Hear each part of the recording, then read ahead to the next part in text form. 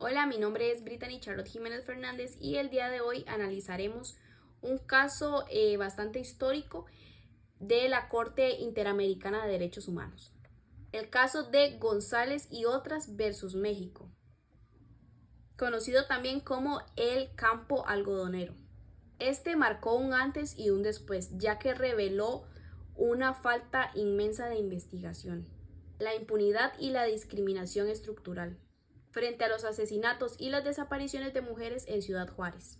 A lo largo de este video explicaré los hechos, proceso ante la Corte, la sentencia y su impacto en los derechos humanos y en la justicia penal.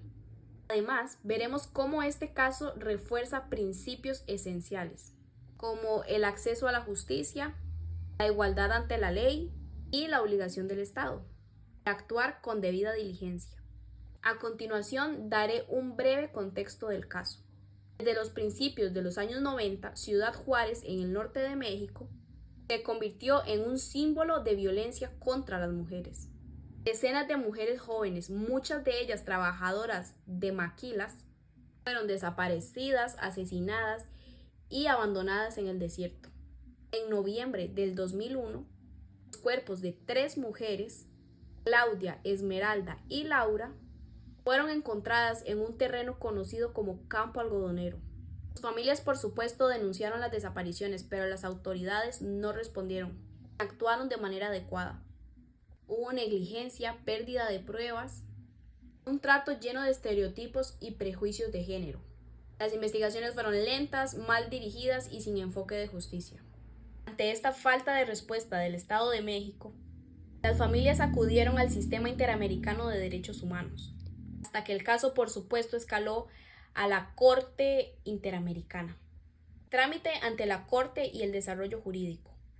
La Comisión Interamericana presentó el caso ante la Corte en el año 2007, alegando que el Estado mexicano había violado los derechos a la vida, a la integridad personal, a la libertad y a la protección judicial, conocidos como la Convención Americana sobre los Derechos Humanos.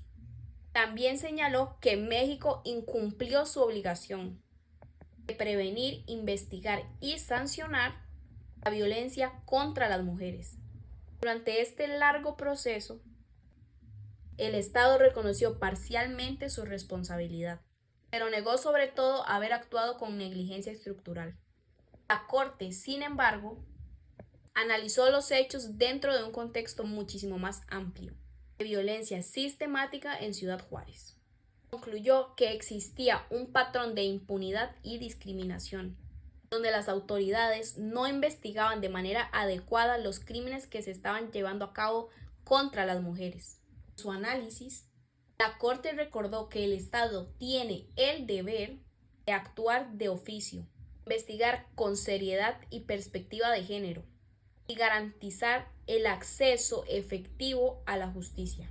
Estos son principios fundamentales de la justicia penal moderna, basados en la verdad, la equidad y la responsabilidad del Estado. Sentencia y fundamentos. En noviembre de 2009, la Corte Interamericana dictó sentencia. Determinó que sin duda alguna México era responsable por la violación de los derechos humanos tanto de las víctimas como de sus familias. La Corte concluyó que las investigaciones fueron ineficaces y que no cabe la mayor duda de que los funcionarios públicos actuaron discriminando el género de las víctimas, lo cual impidió el acceso a la justicia, es decir, interrumpió totalmente con la búsqueda y la investigación efectiva que las familias podían llevar a cabo. Si bien es cierto, en muchos casos, las autoridades insinuaron que sin duda alguna las jóvenes habían tenido conductas inapropiadas, que se podían haber ido con sus novios, que podían estar de fiesta, en cualquier entorno en las que ellas hubieran propiciado que algo les ocurriera, dejando de lado que ellas realmente eran víctimas, no que se habían buscado lo que les pasó.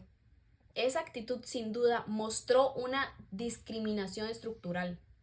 La Corte ordenó de manera obligatoria medidas de reparación.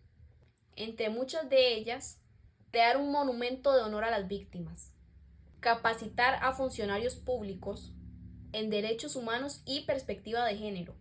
Y sobre todo, establecer protocolos de investigación adecuados que lleguen a brindar tranquilidad a las familias, de cierto modo, por lo menos que tengan la paz de saber que se va a hacer justicia por las familias o las personas que perdieron.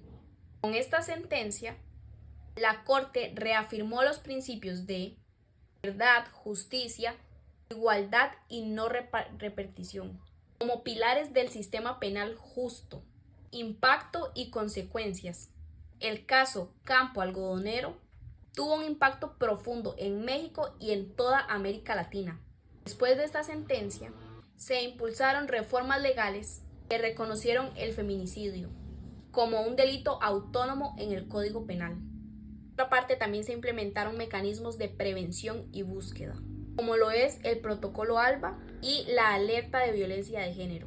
A nivel regional, este fallo se convirtió en un precedente fundamental. Cambió de manera radical la forma en la que se percibe o se ve la violencia de género. Por primera vez, se reconoció que la falta de investigación es otro tipo de violencia, es decir, un tipo de violencia estatal. Sin duda alguna, el mensaje fue claro. La impunidad, la falta de investigación, sin duda alguna, es una violencia a los derechos humanos de cada persona, sin importar su género. El caso Campo Algodonero versus México, sin duda alguna, nos enseña una gran lección. La justicia penal no solo debe castigar a los culpables, sino también transformar las estructuras que permiten o están a favor de la impunidad y la desigualdad. Este caso demuestra que la justicia y los derechos humanos deben caminar juntos, estar siempre de la mano y convertirse en uno solo. Cuando el Estado no actúa con diligencia, sin duda alguna también se convierte en un responsable intelectual. Como dijo la Corte Interamericana, los estados sin duda alguna deben actuar con sensibilidad, compromiso y sobre todo perspectiva de género frente a cualquier tipo de violencia. Para nadie es un secreto, debe ser una realidad que cada víctima merece respeto, igualdad, justicia y sobre todo reparación. Porque solo así podemos hablar de una justicia penal verdaderamente humana basada en los derechos humanos.